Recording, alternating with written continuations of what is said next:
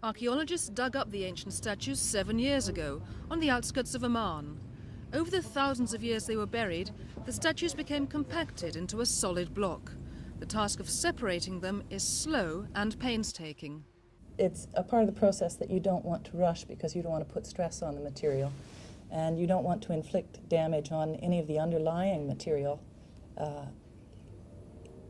even though you're having to sort of probe blindly in between the various different statues.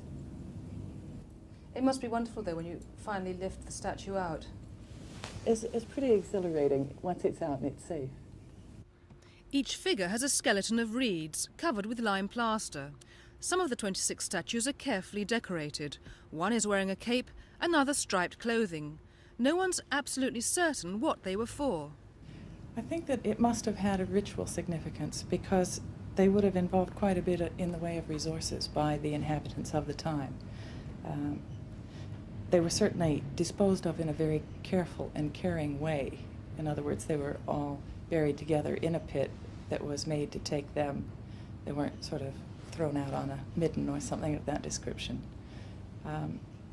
So I think that it's inescapable that they're identified in conjunction with either deities, or it's been suggested that they may have something to do with ancestor worship.